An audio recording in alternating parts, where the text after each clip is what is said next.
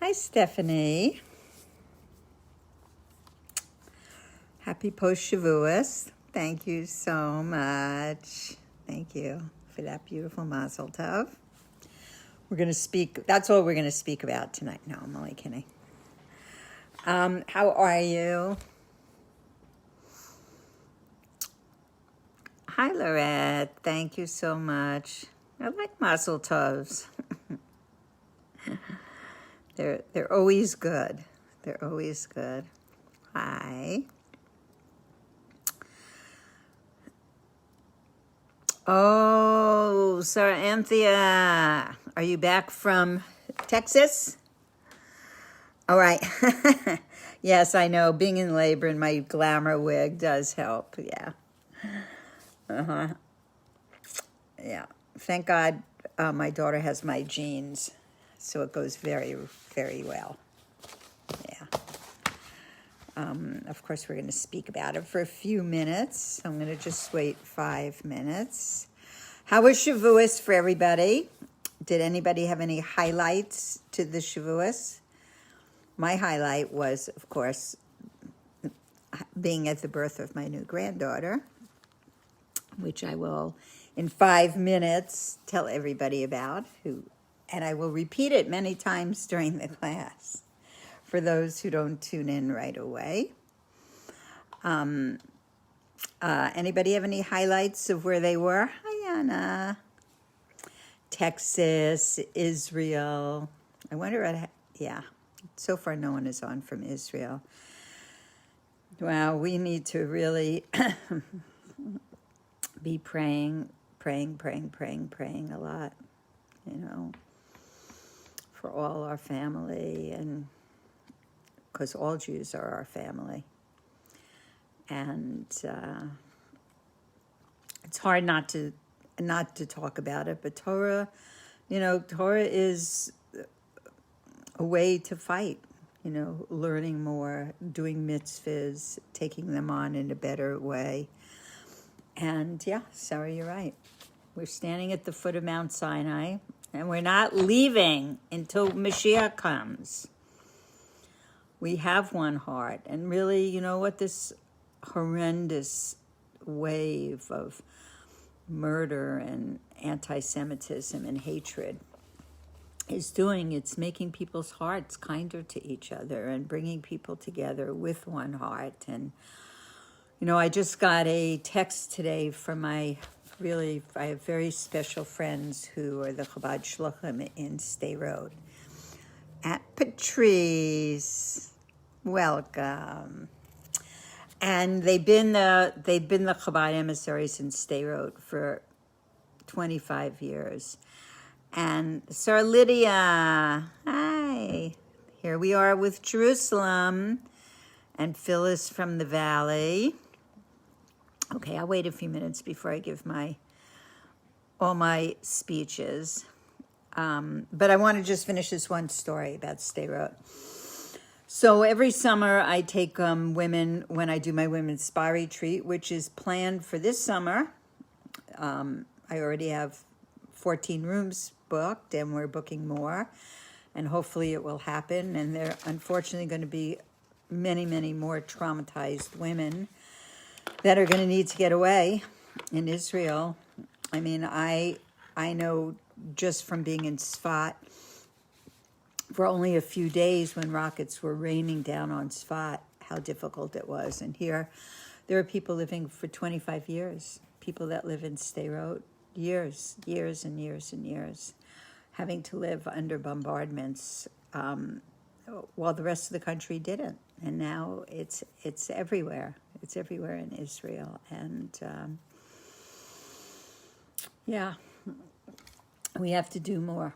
We have to just do more. We have to be more. We have to reach out more. We have to speak up more.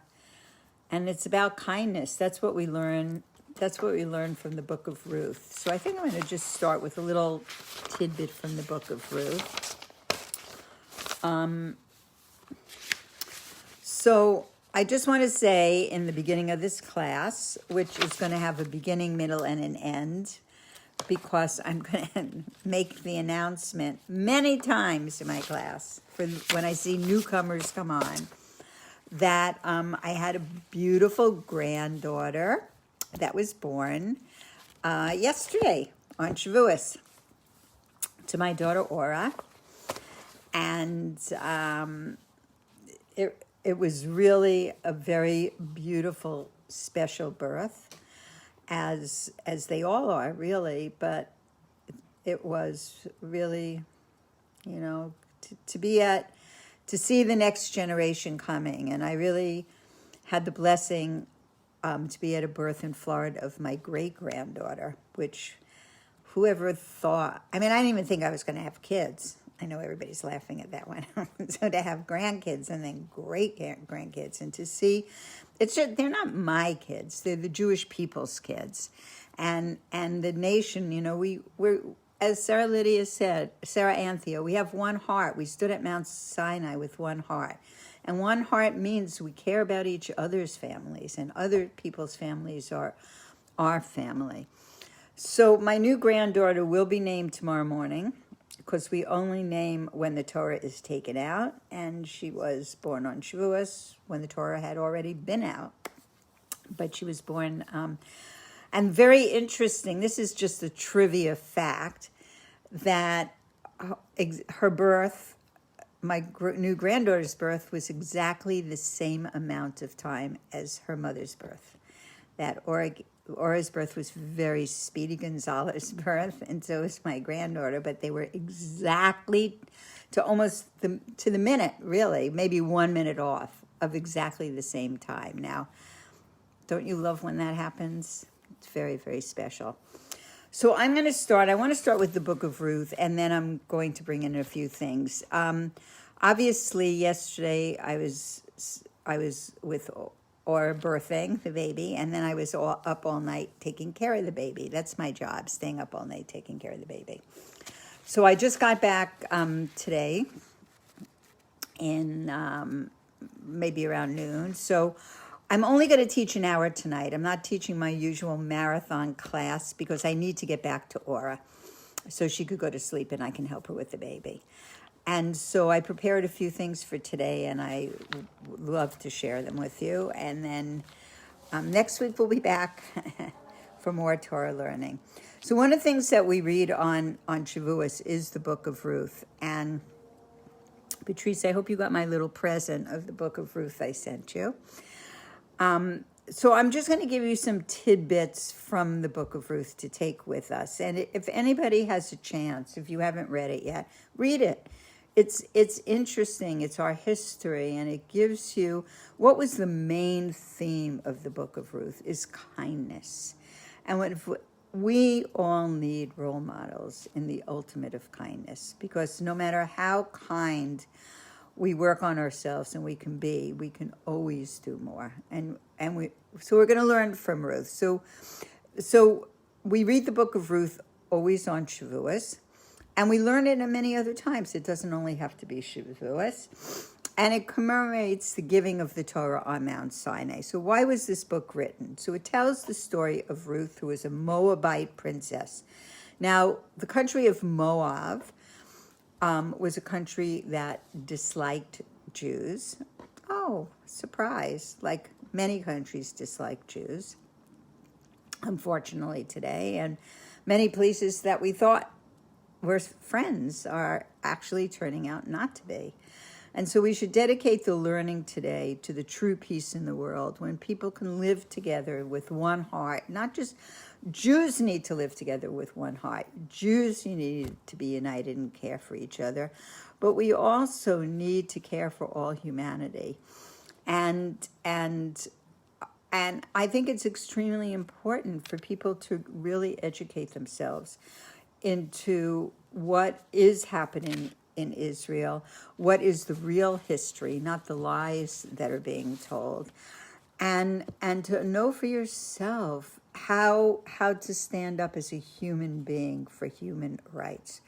Just like, I don't know if people know, but there was an vicious anti-Semitic attack in Los Angeles yesterday, when some Arabs came by a restaurant and asked who was Jewish and started to beat people up, and who came to their rescue was another Arab, an Arab man, a Christian Lebanese man who spoke Arabic to them, came to the rescue. You know, we can live together in harmony, but we have to eliminate the liars and the murderers, and we have to choose to have one heart together with all the people that only want good for each other and good for all humanity and good for the world and good for their families. And that is what the Messianic era is about. And we can do it. It's not impossible, but each one plays their part. And so Ruth comes from this place of Moab, where they wouldn't even offer food or drink. They wouldn't sell food or drink as the Jews were fleeing and crossing the desert. And she became a convert, and she became a Jew, and she struggled on this path to her conversion to Judaism. So there are a few things. This is a teaching by a Rabbi Saitlin, and he gives 7 highlights from Ruth about living with purpose. So, L'chaim. Sarah Lydia, could you just pipe in, how are you? How is everything? What's going on there in Israel for us? Maybe a little sentence or two. Okay. So it says that Ruth left the place where she had been living, and she went to the land of Judah. And it says it wasn't just the land that she was going to, but to the traditions of Judaism. And it says first she had to cast aside her previous beliefs, and she had to leave the place where she had been living.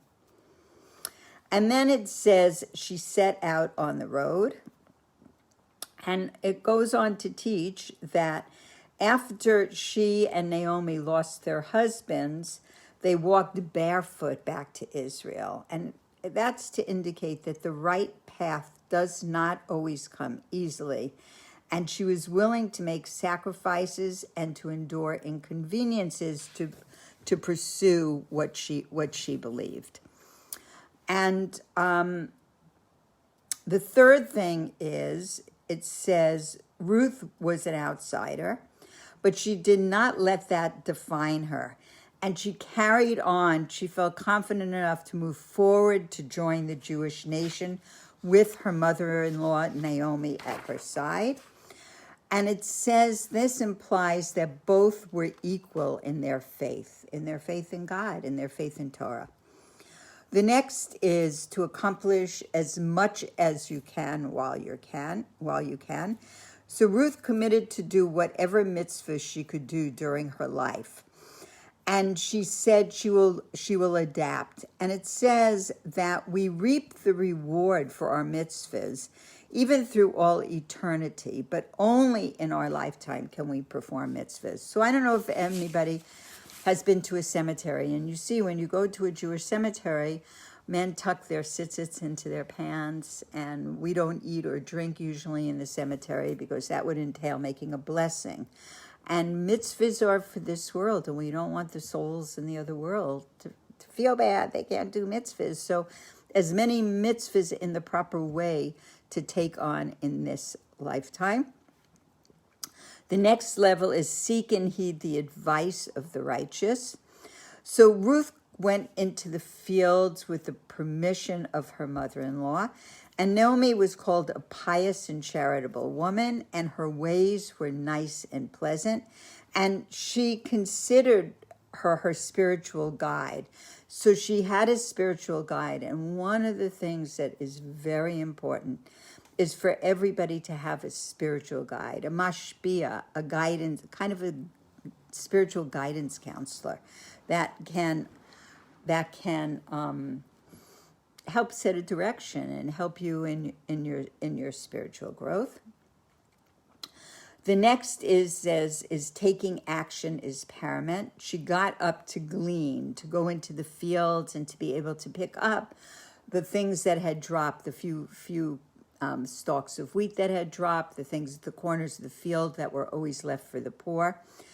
And she wasn't idle. She worked hard to survive and prosper. And it comes to say that what we do shapes how we go forward in the world. And the last was let kindness lead the way. So there's a question that this Rav Zera, who presented this story, tells us, that the whole book of Ruth is a lesson in kindness and kindness's long-lasting effects. And how was she rewarded? She became the great-grandmother of King David and the ancestress of the Mashiach. That is what a great woman she was. And it's a story of a woman, Ruth, who gathers grains of her faith with devotion and sincerity. And it says her descendant was also King Solomon. And to quote from King Solomon, the Torah's ways are ways of pleasantness, and all her paths are peaceful. So that is something that we can learn from Ruth. So we're in this week's Parsha. Is called Parsha Naso. And I'm going to go over 3 different pieces of teachings connected to this Parsha. And I want to dedicate it, again, to my new little granddaughter. And I also want to dedicate it to the safety and peace of the whole world, and Israel immediately, to the safety and peace of Israel, and the safety and peace of every Jew everywhere. And I also want to say that tonight is the birthday of my grandson Shlomo in Florida. And he's 3 years old. And at 3 years old, little boys have their hair cut. So that gorgeous, beautiful, wavy hair that he had, by the next time I see him, unless I can prevail on his parents not to cut too much, will be cut, because it gives boys the sense of putting on a yarmulke, and they're supposed to have a little payas, and that they're growing up and they're going forward and they're doing mitzvahs in their life. So I want to begin talking about this week's Parsha Naso, which means to lift up. And I did some studying with teachings from the Lubavitcher Rebbe, and teachings from Hannah Rachel Schusterman, and teachings from Rabbi Aaron Raskin. So we always read Parsha Naso either before Shavuos or after Shavuos. Welcome, Deborah. And it means to lift up. And it says, lift up your heads. And we're going to come to understand what that is. And this was a preparation from traveling from Mount Sinai after the giving of the Torah. And they're ready now to come from Sinai. So how do we go forward? Now, what's the next step? You know, we have these teachings, we have this understanding. How are we now moving forward in our lives? And how do we want to connect to the world in which we live in, and to relate to God on the terms that God wants us to relate to him? And sometimes the question is asked, do we have to let go of our individuality? Do we have to give up who we are to become something else in order to move forward? And Torah law is going to give us guidance in this, because the goal of leaving Egypt was to receive the Torah on Mount Sinai, and the Mishkan, the temporary sanctuary, was built in the desert, supervised by Moshe. So every weekday, during the weekdays, a male Jew places on their heads, above their brains, I'm not going to say anything funny, and on their arm, opposite their heart, so above their brain, opposite their heart, on their arm, a pair of what we call tefillin, which are black boxes that contain small parchment scrolls, in which are inscribed the basic tenets of the Jewish faith, among which is Shema Yisrael, Hashem Elokeinu, Hashem Echad. Hear, O Israel, the Lord our God, the Lord is one. So I want to tell two tefillin stories, and one of them I'm going to tell now, and one I'm going to tell at the end of the class. So during the summers when Shlomo and I were in Sfat, very interesting people would come, beautiful people from all over the world, from many nations, and even from within Israel. There's lots of searching young Israelis that are searching for their souls and for their purpose, just like people from other countries that grew up with no spirituality and no Judaism are searching for their souls and countries. So Ascent, where I have worked for over 28 years, maybe now 20, well, last summer didn't count because nobody worked there.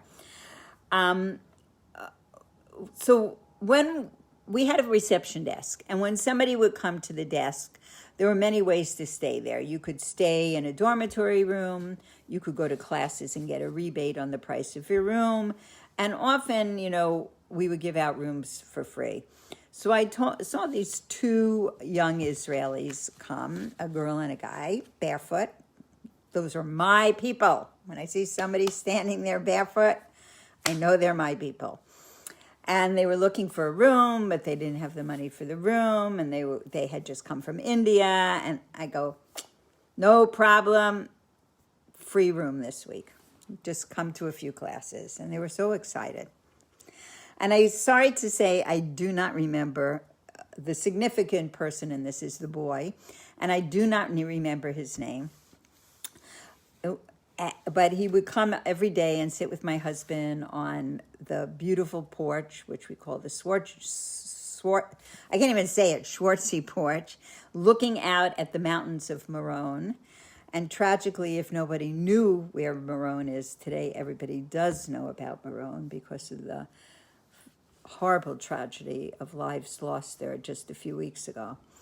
And we would sit and look out at Meron, and my husband would teach classes, or he would speak and just have conversations with people. And this young boy, let's call him Shmuel, okay? So Shmuel would sit and he would talk to my husband, and then they'd go out on the town, they'd go hiking in the woods. Sfat is just absolutely beautiful.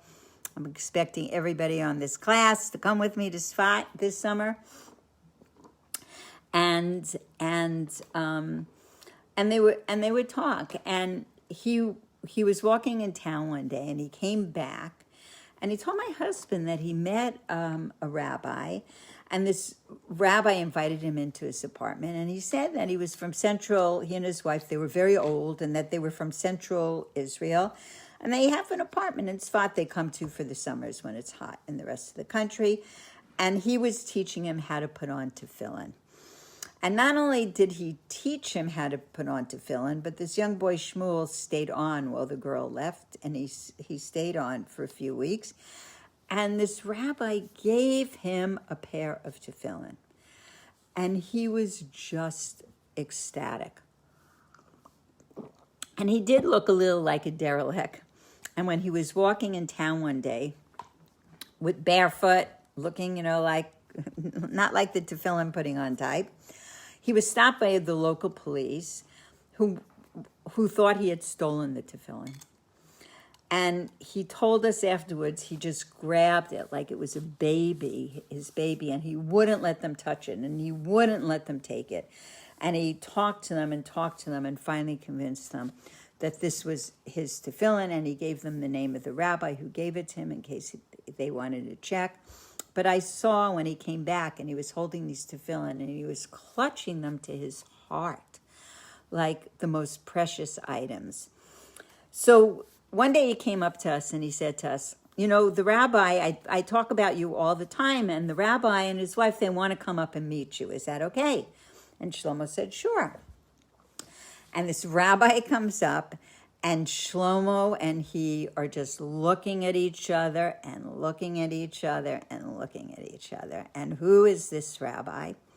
That during the 1967 war, when the Rebbe made a huge announcement that to put on tefillin, women should light Shabbos candles, and that men should put on tefillin, and that the men should go out and put on tefillin with as many, many, many people as they could, and that the tefillin would be a protection to save lives during the war. Mitzvahs are a protection. So Shlomo hooked up with another guy. My husband was learning in Kfar Chabad, and in Yerushalayim, and he hooked up with this other young rabbinical student, and they would go every single day to the Tel Aviv bus station, and they would stand there for weeks, for hours and hours, putting on tefillin on people. And this rabbi who had given young Shmuel the tefillin was Shlomo's tefillin partner, who he hadn't seen since like the late 1960s. So I love when that happens story. So the Rebbe was very, very insistent on mitzvahs and that tefillin would protect. And today we know, any mitzvah we take on today and do something extra, and we dedicate it to saving lives of those who are preserving Israel for us and living there under such horrific conditions right now. So every mitzvah has the ability to protect. So it says, our sages tell us that God also wears tefillin. And what is inscribed in God's tefillin? Who are like your people Israel, one nation on earth. So just like we attest to the oneness of God, God attests to the oneness and the integrity of his chosen people. So from its very beginning, this one nation, though, was comprised of 12 distinct tribes. We know that Jacob had 12 sons, and before his passing to the next world, he blessed them all according to his individual blessing. He gave Judah the majesty of the lion. He gave Yisachar the perseverance of the donkey. To Dan, he gave the ingenuity of the snake. To Naphtali, he gave the swiftness of the gazelle, and so on. Each tribe was given a distinct vocation and role, and it says Judah produced kings and legislators. Yisachar produced scholars. Zebulun produced seafarers and merchants. Warriors came from Gad. School teachers came from Shimon. Olive growers came from Asher. Shepherds came from Manasseh, and so on. So it says that the descendants of Yaakov's children, preserved their tribal identities throughout their exile in Egypt. And then when the Red Sea parted to allow them to pass, it split into 12 pathways, one for each tribe. And they're described with fruit-bearing trees and how beautiful, and the walls were set back so they could pass. And each tribe was counted separately in all the different censuses that was taken of the people of Israel. Each tribe had its own stone, the stone that was part of the breastplate of the high priest. Each tribe had its own flag, the color the same as the stone. Each had its designated place in line, like lineup, when the people of Israel journeyed through the desert. And also each had its designated position when they encamped around the sanctuary. And this says that where they stood when they stood around the sanctuary mirrored the places that they stood that Yaakov assigned to his sons to stand around his funeral bier. So it says 12 tribes, each representing one of the tribes, made up this reconnaissance mission that was sent to Israel in preparation for the conquest of Israel. And once there, each tribe had its own land, suited for its particular vocation. And there was a time that there were even restrictions on intertribal marriage to preserve the ownership of the land from passing from one tribe to the other, to keep the integrity of the land. So it says, goes on to teach, this is a sikha by the Rebbe, that today we don't know what tribe we're from. We have this concept of one nation, and there are different tribal identities, and those identities do remain. And it says, even though we are all bound by the same Torah and the same 613 mitzvahs, communities differ in the text of their prayer and how they apply certain laws and how they observe certain customs. So the traditional partnership between the Yisachars and Zevulun, meaning that Yisachar were the ones who devoted their life to study of the Torah, and Zevulun was the tribe that supported them with the proceeds from their business dealings. This also today, there is a custom. There are people who sit and learn, and there are people who engage in business who support schools and yeshivas and the like. Also, there are 12 days on our Jewish calendar on which we touch base with our tribal identities and the tribalism of Israel. And these are the first 12 days of the month of Nisan, when we remember the dedication of the sanctuary by the 12 tribal heads, the princes of Israel. So the sanctuary was the tent of meeting that God instructed Moses to build to serve as the dwelling place for his presence, for the presence of the Shekhinah within the camp of Israel. And the sanctuary accompanied the Jewish people of Israel for their 40-year journey throughout the desert. And then it was set up in various places in the Holy Land until the Beis HaMikdash, the permanent dwelling, was built in Jerusalem by Shlomo HaMelech, King Solomon. So it says that the service in the sanctuary did not relate in a direct way to Israel's division into tribes. The service was carried out by Aaron and his sons that God chose to be the emissaries of all the people. So when the sanctuary was inaugurated on the 1st of Nisan, 1 year after the Exodus, and that Nesiim, which were the princes of the 12 tribes, approached Moshe bringing gifts, with a desire to bring gifts in honor of the sanctuary's dedication. Moses hesitated to accept their offerings because he thought, why should everybody bring an offering? One on behalf of all the people as a whole would be appropriate. But God desired that each tribe individually be recognized and represented in establishing God's dwelling, which was the sanctuary within the camp of Israel, and instructed Moses to accept their gift offerings from them. One Nasi, one prince a day. One prince a day shall they bring their offerings for the inauguration of the altar. So for 12 days, the princes brought their gifts. On the first of the Nisan, Nachshon ben Aminadav, who is the prince of the tribe of Judah, presented a series of offerings to the sanctuary. On the 2nd of Nisan, Netaniel ben Tzuor, who is the prince of Yisachar, brought his tribe's offering. On the 3rd day, it was the turn of Eliav ben Chilon.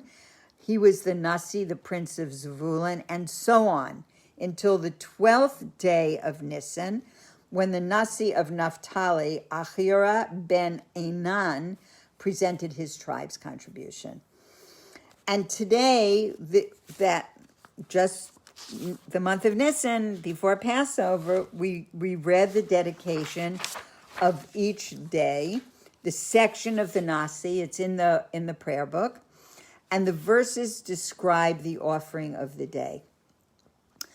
After recounting the offering brought by the day's tribes, we conclude with the prayer. And the prayer basically says that I'm reading from this section of the Nasi, the Prince of the Day, and may all the holy sparks and holy illuminations that are included within this particular tribe's holiness shine upon me to grant me understanding and intelligence in your Torah and in my awe of you to do your will all the days of my life. So these words that we say are a path, and it says that we have this time-worn path, and we can connect to God in the way that is meaningful for us.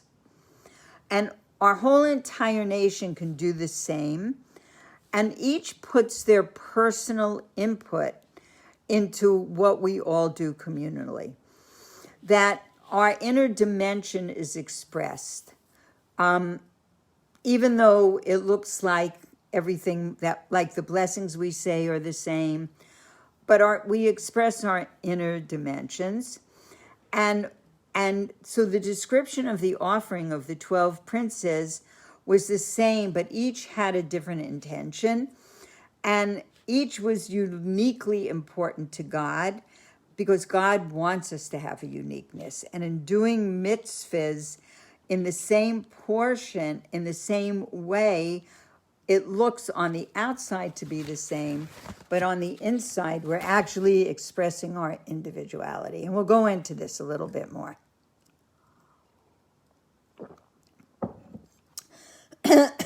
So it says, what is puzzling about this reading of the Nasi, reading of the princes, is that they each describe exactly the same offering.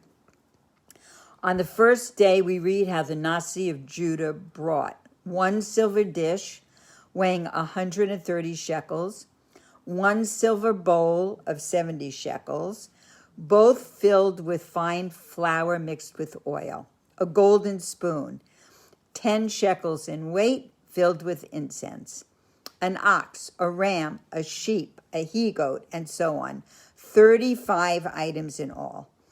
On the next day, we read how the prince of Issachar brought those very same 35 items, identical in every way. On the next day, we read how Issachar brought those very same 35 items, down to the weight of each vessel and the age of each animal.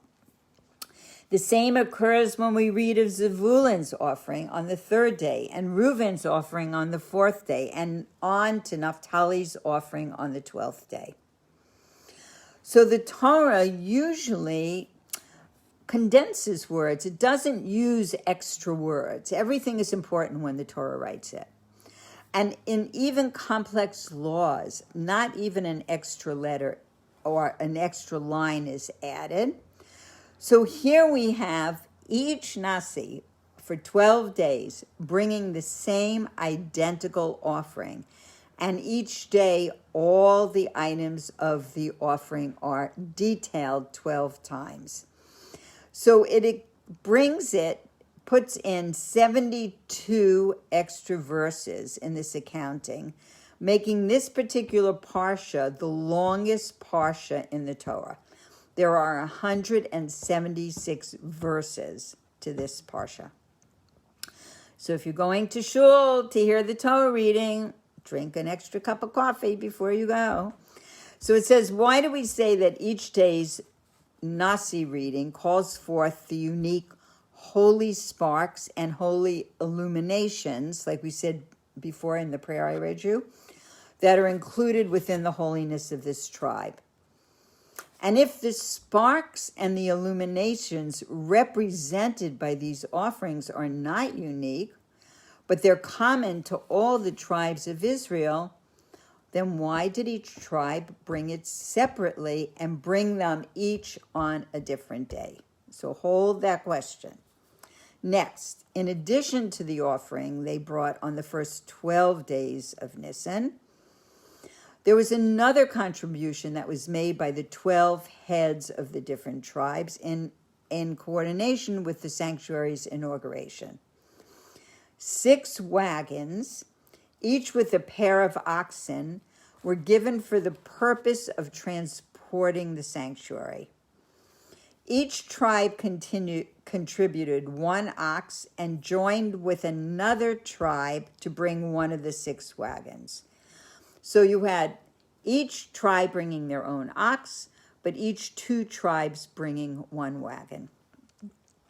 And the gift was presented by all 12 Nasim princes together on the 1st of Nisan, as described in the reading of that day.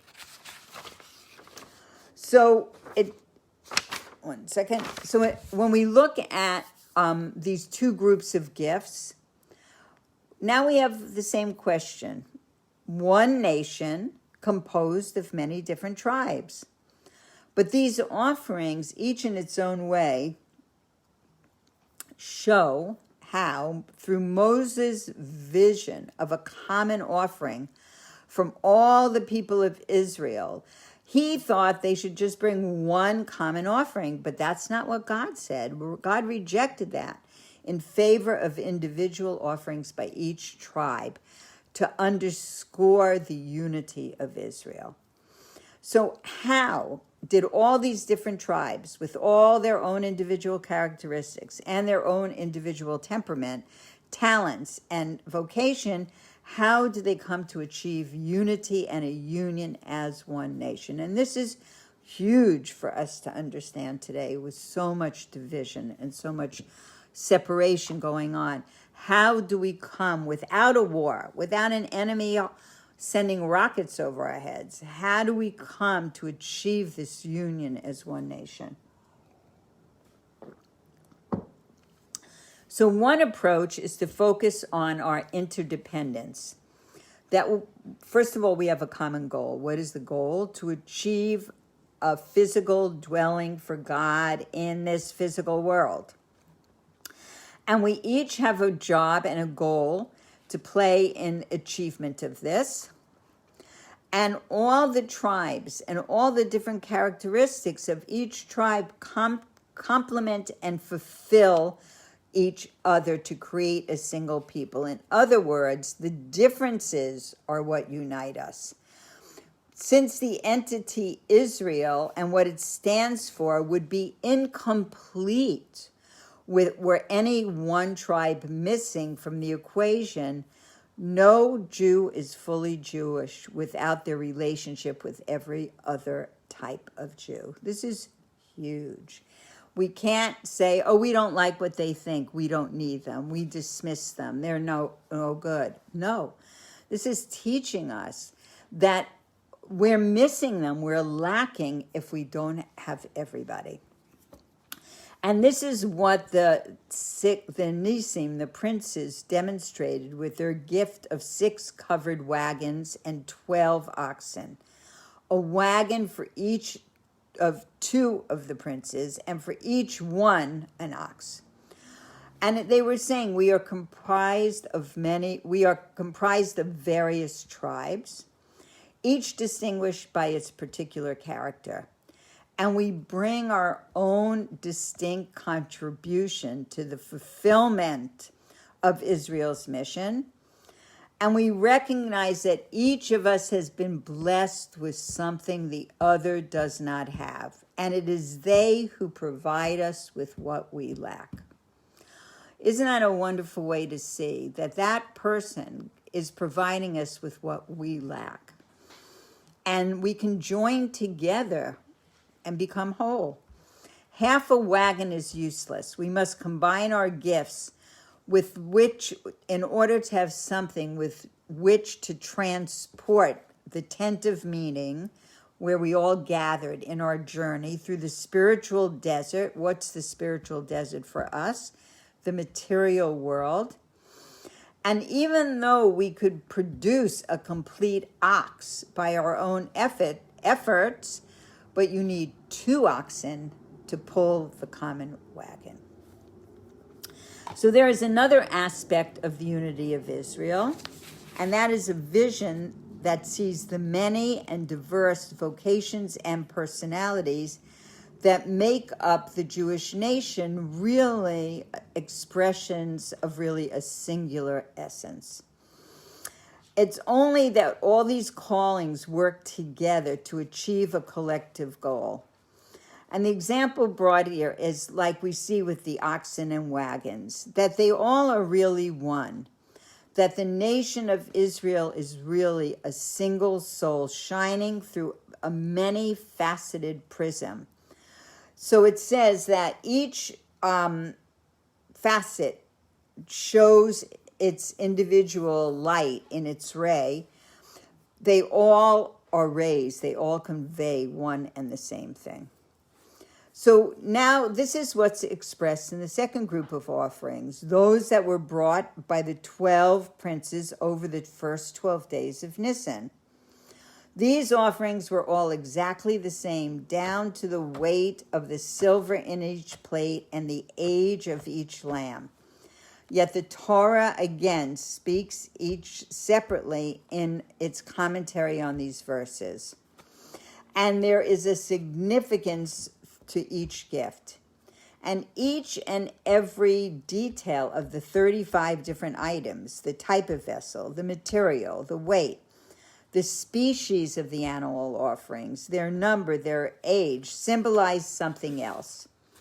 But for each tribe, they also symbolized something. To Judah, they represented different aspects of the tribe's role as sovereigns and leaders. To Issachar, they all pertain to scholarship and Torah study, and so on. So we can see that the allocations of these offerings to 12 different days and their 12-fold repetition in the Torah, that the Torah is emphasizing that each tribe brought its own experience and its own perspective to the offering. The exact same act was differently colored by the individual nature of each of the participants of that tribe. Each was expressing the same eternal truth through their own personality and through their own lifestyle. So I heard when Hannah Rachel was teaching her class, she was teaching something about this, not exactly, but a little something about this. And she talked about buying a gift for two friends and buying exactly the same gift. But it wasn't exactly the same in the intention. It wasn't like, oh, I like that gift, I'm going to buy a lot and just give them out. For one person, she said the color was just perfect, and that person would just resonate with that color. And for the other person, the size to fit the number of people that they always had at their Shabbos table was just perfect. So it could be the same, but it could have a different purpose. So there was a necessity for both sets of offerings by the leaders of the tribe of Israel. So with the first offering of the 6 wagons and the 12 oxen, the leaders expressed how the differences themselves, when applied together, unify us as one people. And the second group of offerings for the 12 days showed a more profound unity. That even though we each have our own divinely appointed role, and that we do, and each lives their own life day to day in their own way, we are actually doing the same thing. Because at essence, we are one, and our individual lives and our accomplishments all are going for the same thing. We all are trying to be united, to stand with one heart and one soul, and to do the will of God. So the first aspect of our unity is to have this common mission and a common goal. And this is the ultimate purpose. But how we do it, the process of life, how we actually do it, remains in the realm of difference and disparity. I remember going with the Richies like 45 years ago in LA, to downtown LA, to some kind of new age conference called Unity in Diversity. We knew nothing about the conference, but we loved that name, Unity in Diversity. And I can't even really tell you what happened there, but I'll never forget that. So also it says that there's a oneness in the process of going forward in life and how we do it. And even before we come together in that whole as separate individuals, that we apply our different talents. We must use our talents, and we must use our abilities to make attentive meaning, a place, a house of goodness and perfection for God. So that is one of the lessons from this week's Torah. So L'chaim, I just want to take the opportunity for anybody who's just tuning in to say that I had a new granddaughter, and we're dedicating this class for many things, but one of the things is for the health and the life and the growing up to go in the Jewish way for little granddaughter Bas Ora, whose name we will find out tomorrow. Okay, so I want to read another piece, another teaching from this week's Torah reading. Okay, so the end of this Torah reading concludes by saying that when Moshe would enter into the Mishkan, which was the temple, was the sanctuary in the desert, he would hear God's voice emanating from between the two keruvim, and thus would God speak to him. So we're not going to go into that detail. The keruvim were the cherubs-like figures that would face towards and away from each other. When we study more about the Mishkan and the Beis HaMikdash, we'll go into that more. But it says that, what does it mean God would speak to him? That even if Aaron was in the Mishkan, the only person who heard the voice was the voice of Moshe. So Rashi goes on to say that God's voice was as powerful then as it was when he spoke at Sinai. So we remember, hi Stella, that God spoke the first two commandments at Sinai. And it was a miracle that in the Mishkan, only Moshe would hear it. No one else would hear that voice. So this gives rise to the following questions. Since God's voice was so powerful, why did Moshe have to enter the Mishkan at all to hear it, if he's the only one who heard it? And if God desired that only Moshe hear him, he could have just done so, just as within the Mishkan, only Moshe heard him speak. So Rashi concludes by saying that when the voice would reach the entrance of the Mishkan, it would cease and it would not emanate beyond the Mishkan wall. Thus, in order for Moshe to hear God speaking, he had to be within the Mishkan. So there's what does all this mean? So by right, the voice should have been able to be heard outside the Mishkan. Why did it stop at the entrance? And then that meant that Moshe had to enter inside in order to hear that voice. And this was the same voice that spoke to him at Sinai, and it also ceased. But it didn't stop according to space like it did in the Mishkan, but it stopped according to time, meaning that after the giving of the Torah, when the ram's horn sounded a long blast, the divine presence departed and the voice ceased. And it ceased because it said, if it would have continued, that no one would have ever been able to have free choice. If we had continued to hear the voice of God telling us what the commandments were, then it would have taken away our free choice. Okay, take it away. Let's hear the voice. Let's just be in that place all the time. But that is not our purpose. So when God's mighty voice in its full glory proclaims, I am God your Lord, there is no room for choosing anything other than God's will. So it is also true, as it was true in time, it's also true in space, which means to the entrance of the Mishkan. So this was the same voice that spoke to Moshe at Sinai, with the same degree of revelation and the same degree of sanctity. And it says that were it to have been drawn down on an ongoing basis outside the Mishkan, the whole world would have been transformed into a Mishkan, and the ability to have free will to choose God would have stopped. I mean, the question I'm asking you is, what would have been so bad? We need it. But here it says that God desired to have a dwelling place in the lowest, that's where we are, levels in this physical world. This is what God desired. And he wanted his voice to be drawn down and revealed as our service transformed the world into a dwelling place for him.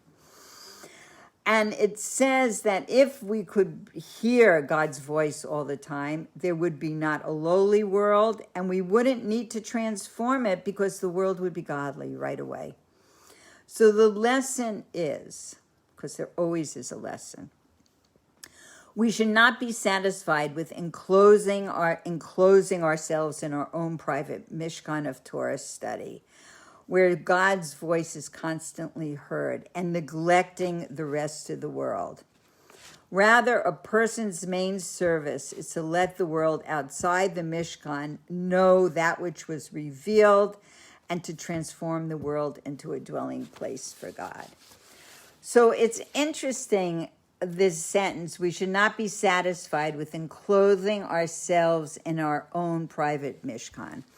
So in talking to one of my daughters today from New York, who called to say Mazel Tov for my new granddaughter, we talked about Yizkor because we're all very sad when it's a Yizkor day at the loss of our family members. And my daughter, and we take it very seriously, and my kids take it very seriously. And my daughter said this year, I was telling her that my sons realized my daughter was having a baby, or I was somewhere when I wasn't at Yizkor when they came. So my daughter said she wasn't there either. She was kind of there, but not there. And she said that there was a woman, a girl that she knew, and it was the first year of her father's death, and she couldn't even go in the room, and she stood outside sobbing and sobbing, holding on to my daughter. And my daughter said, you know what? I had to give up going into Yizkor. I had to stay there, and I had to comfort her. And she said, did I do the right thing? And here we have, right here, the Rebbe's words. We should not be satisfied with enclosing ourselves in our own private Mishkan and neglecting the rest of the world. And sometimes that is what has to happen. Sometimes that we have to make that kind of space. So I'm debating what to teach next. I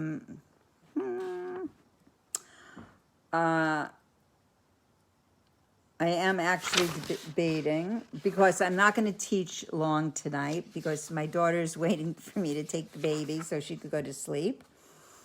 So,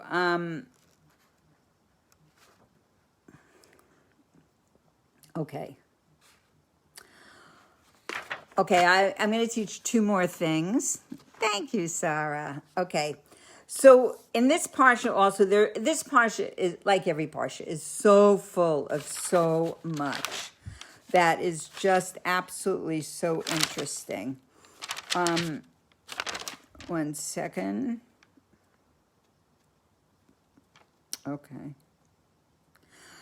Okay. So we learn that in this Parsha, it talks about Truma, elevated gifts, that all the Jewish people that were present brought offerings to the priest, these gifts. So we're going to refer to one specific gift, and that is the gift of the Bikurim, which is the first ripened fruits. And the verse says, you shall bring to the house of God your Lord, but we know not what to do with it. But here the verse is telling us that we give it to the priests.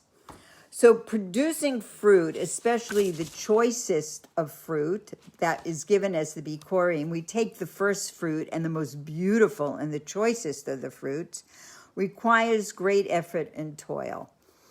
A person has to plant and sow and prune.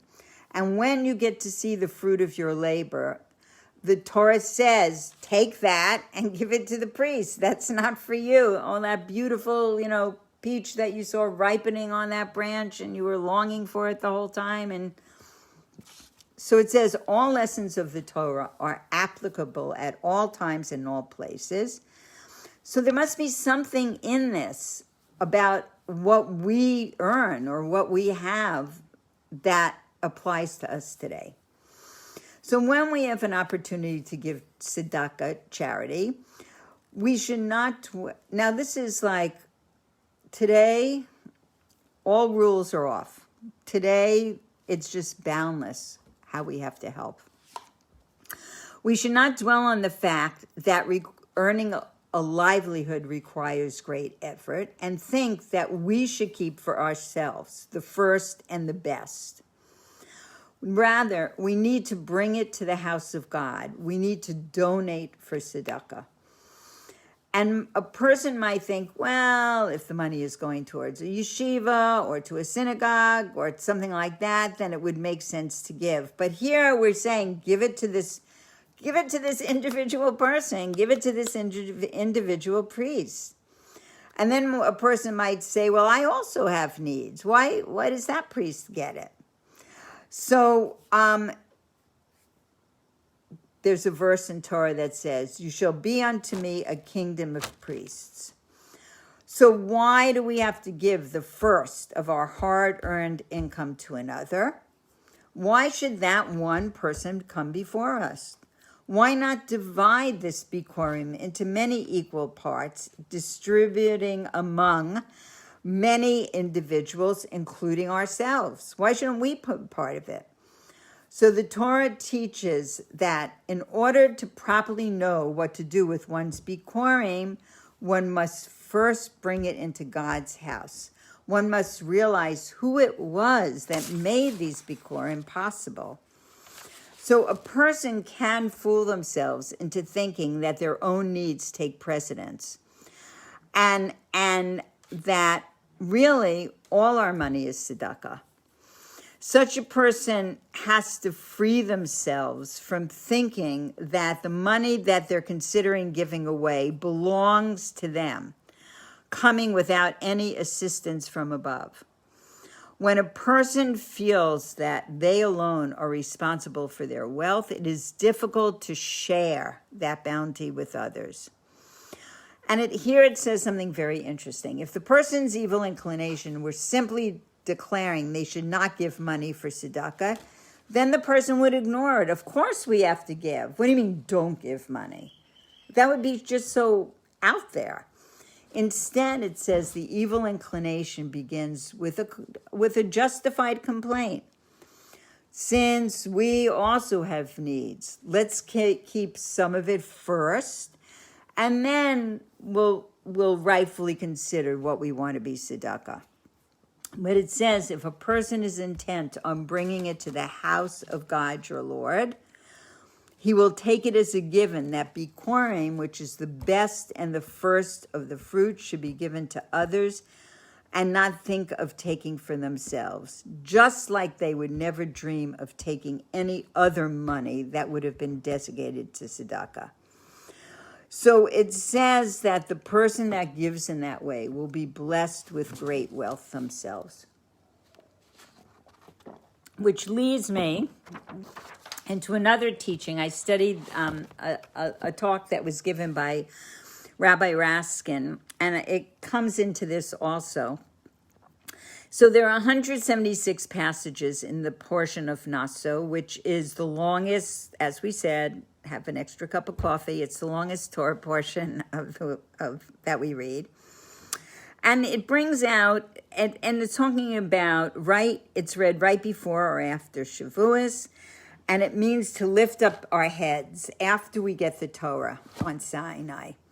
So we study with our minds, but we are told that it's not enough. Lift up your heads. Go beyond Sinai. That's not the ultimate. This concept was inferred by the prophet Amos. He accomplished the following. He said at Mount Sinai was given the 613 commandments, and that is a lot of commandments. And he said, but they should all be put in one line. And the one line should be, seek me out and you shall live. Don't look at Torah in a reactive mode. The entire Torah is about a relationship with God. So doesn't have to be overwhelming. If we look at it in the singular of creating a relationship with God, not, I have to do this, I have to do this, I have to do this. Now I'm up to 600. It's getting kind of tiring, but that we're creating a relationship with God. Seek me out and you shall live. So it's not overwhelming. The seeking out is not overwhelming. And he goes on to teach that in the 10 days of Tshuva, it also says, seek out God where he is found. Why is it important here for Amos to be talking about Tshuva? We've just received the Torah. Hopefully everybody's doing the mitzvahs. When you educate to the 613 mitzvahs, we also know that there is a mitzvah of tshuva. And even on the first day when a child is bar or bas mitzvah, and they sin right away, they can do tshuva right away. So if you seek me out, I will let you back in immediately. And it's never too late. Even when we received the Torah and we stood at Mount Sinai and we heard every word and we said we will do, we will underdo, and we will understand, and then we come to do a transgression, tshuva can be done immediately. It is never too late when you make a mistake. You can always come back. And after the giving of the Torah, we first have to do tshuva. Tshuva is not just about sin. It's not about that sinner man. It says that it's even for the righteous person to do tshuva. Return to God, your God, no matter how much you know, no matter how much tzedakah you give. Lift yourself up to a new level. How? By returning to God. As long as we are two separate entities, we can grow. You can give me. And this is what we get from Amos. It says that there was a woman who came to the Lubavitcher Rebbe, and she said she committed too many sins. What can she do for tshuva? So the Rebbe says, don't you say Shema Yisrael twice a day? Right there, you have the opportunity to do tshuva. You don't have to look around for it. Every day, it's right in front of you. This Parsha also brings in Aminadav. It says, my nation shall give charity. So Aminadav was the father of Nachshon. We know Nachshon ben Aminadav, who jumped into the sea and the sea opened up. So he says that in temple times, if a person sinned, they would bring a sacrifice. And when the temple was no longer there, if a person sinned, then they would fast. But today, according to the Alter Rebbe, it is a sin to do so many fasts. Nobody is strong enough to do as many fasts as it would be needed for each transgression that happens. So today, the mitzvah, instead of bringing sacrifices and instead of fasting, is tzedakah. So you have the analogy of a person being sick, and that person goes to a doctor, and the doctor says, I need $1 million to do this, surgery, to do this treatment. You would do, many people, if they could, anything to get that money in order to be able to do that treatment. So the same is that there's a remedy to purify one's soul. And Aminadav says, redeem your soul through giving charity. And he was the father-in-law of Aaron, and he said, we have to seek out God himself.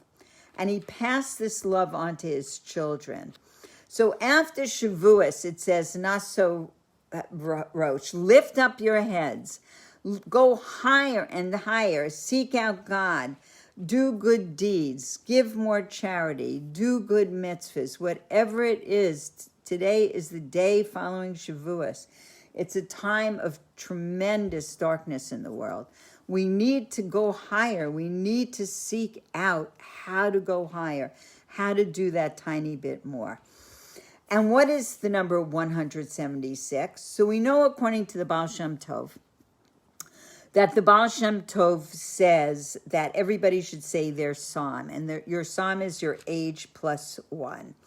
So Avraham lived to the age, Avram Avinu, Avram our father, lived to the age of 175. So his psalm would have been Psalm 176.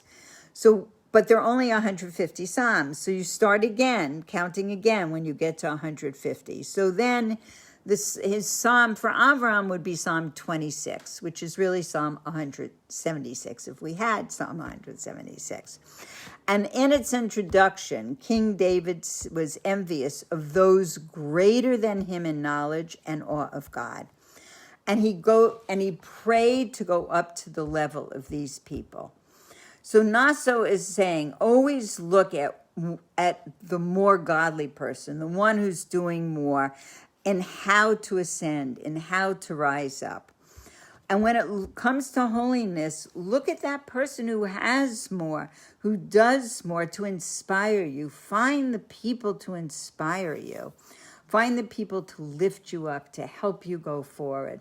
Because this is what we're learning from Shavuos, that we constantly need to be lifting up and doing more. And when we're talking about things like tzedakah, it could be, we're talking about a drop more. Start with a drop more. Start with something more. And doing mitzvahs also, something more, a small thing. It doesn't have to be where from now on, and just step by step, just moving forward, one step in front of the other.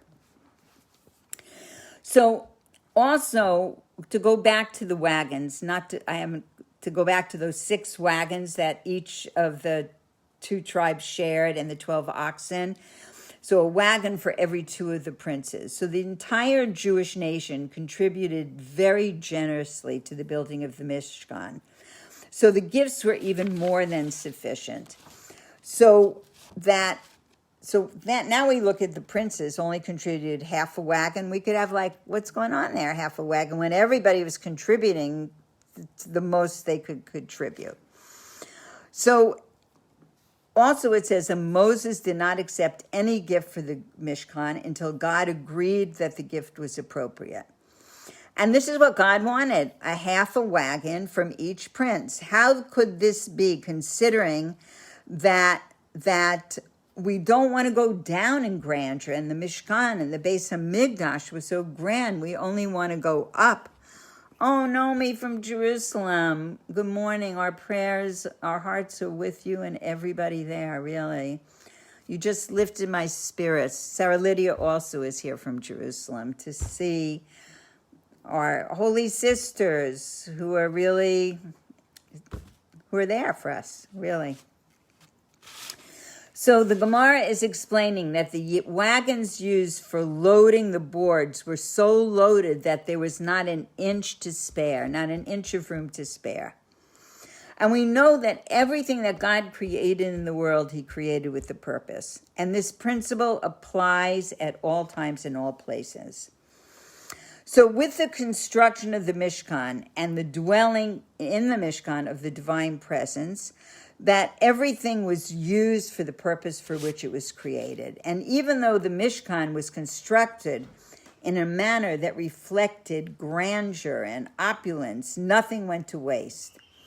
So it says, since 12 oxen and 6 wagons were sufficient for carrying the Mishkan, it would have been improper to use more. So the lesson is that we all, again, this is a lesson that's repeated in this Parsha a few times.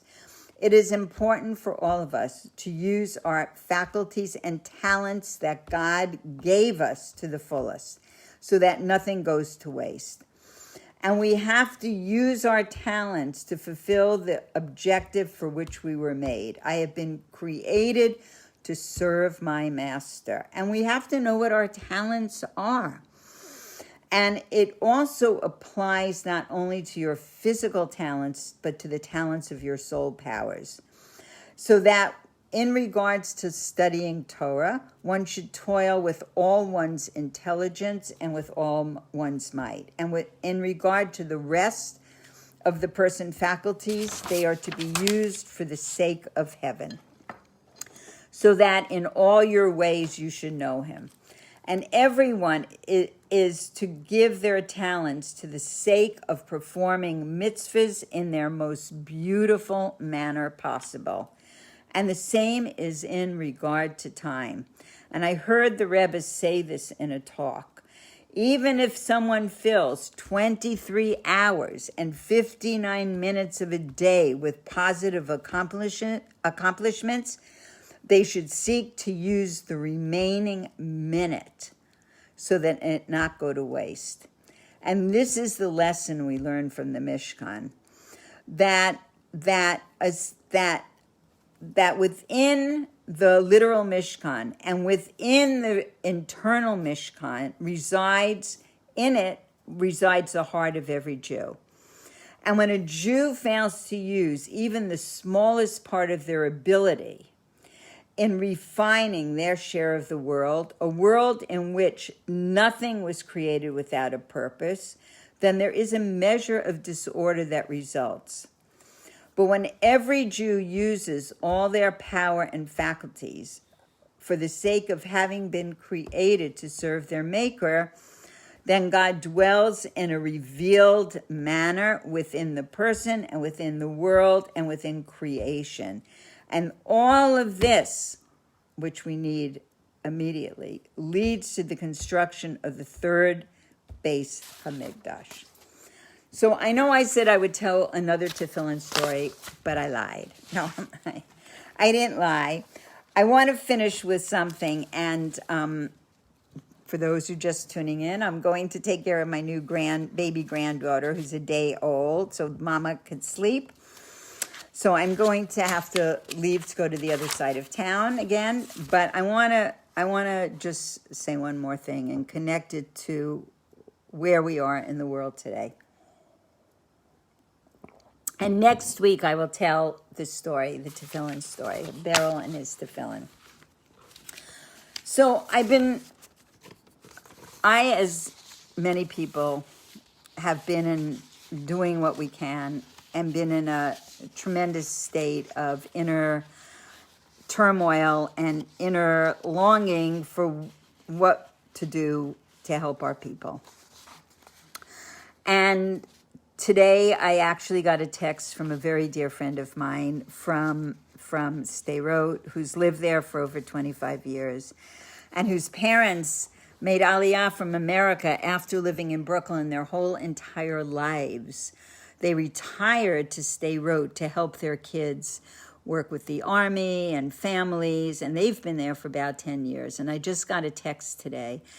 Do I know anyone up north that her parents can go to? Because it's overwhelming for everybody, but it's just overwhelming for them. And I remember being in Israel during the Lebanese war in, I think, 2006, when the whole entire country in the South opened up its doors. There were ads in the newspapers. I can take a family of 5.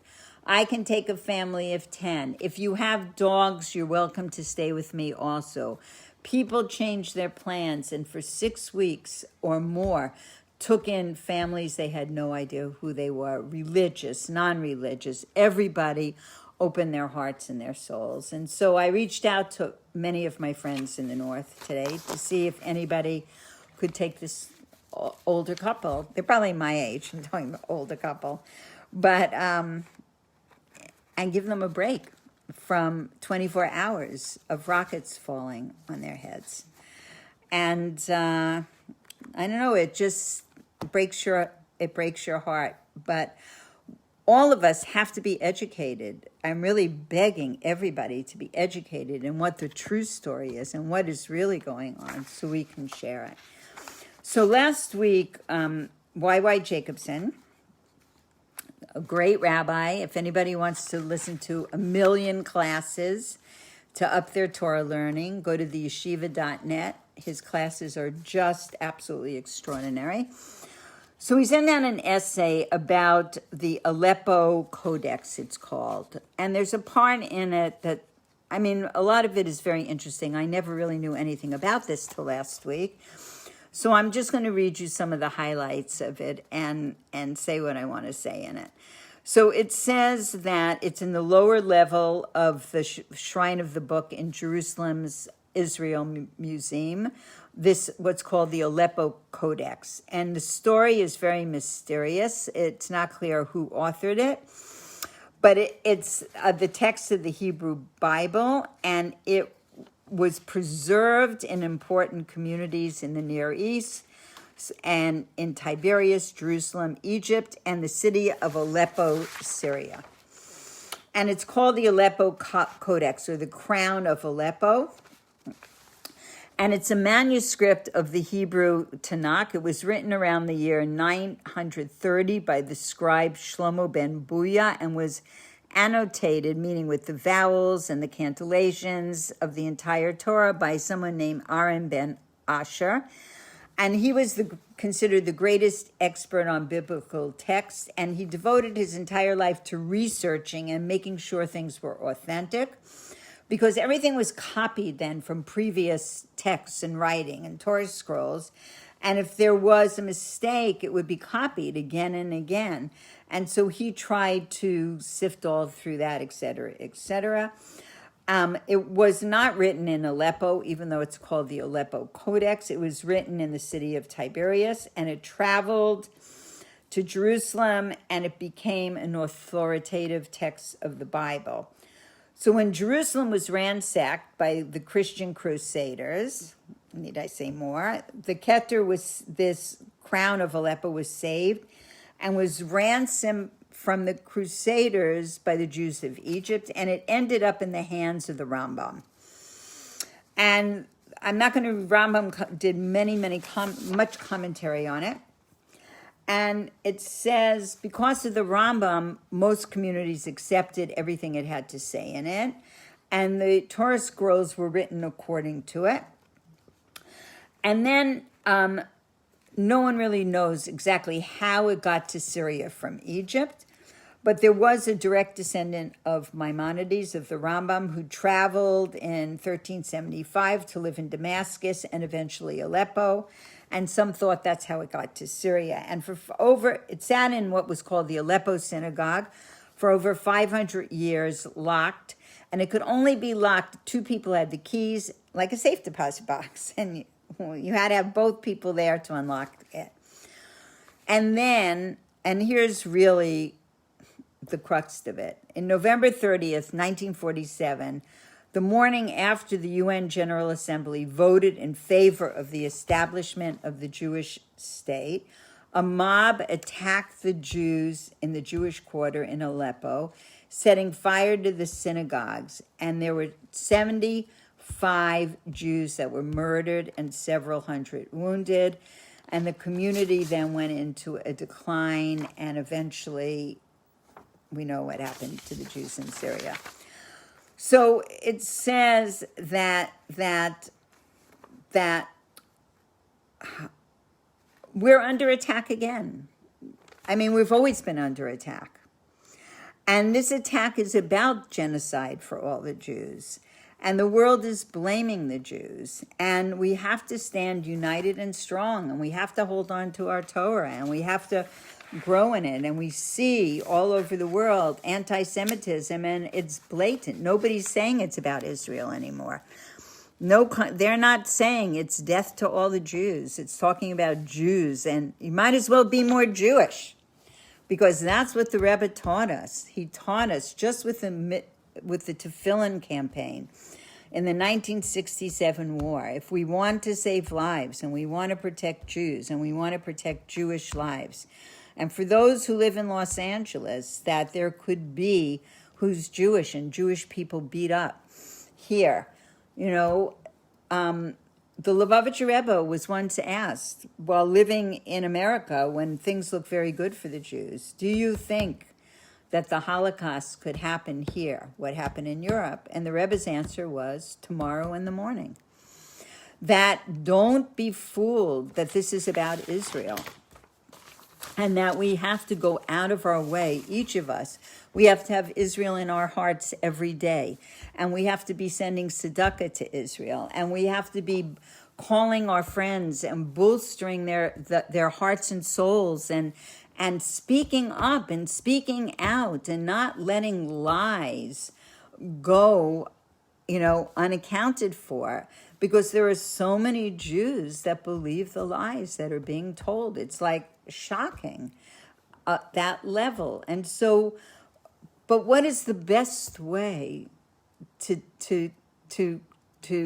get across truth is to be a living example, to honor the Sabbath, to live by the commandments, to be learning Torah, to be spreading holy light in the world for everyone. So I'm now off to my new granddaughter, where I'm going to be for a few weeks every night. But next week, I will make sure by Wednesday to be more rested on that day. And I want to thank everybody for coming to the class tonight. And really, everything we learned and all commitments we make should be to bring Mashiach, that there should be complete peace in the Holy Land. I think of Shlomo Carlebach singing, peace in Jerusalem, peace in the Holy Land. I would sing for you, but I'm not. And I actually also want to say, I heard it was David Zeller, a student of Shlomo, that his yahrzeit today, and he was a great teacher and a great friend, and his soul should be just with all the other holy souls begging Mashiach, begging the world to be at peace. So thank you, everybody, and stay tuned for cute pictures of the cute girl, and that's not me. Okay. Thank you, everybody, for coming. Bye-bye.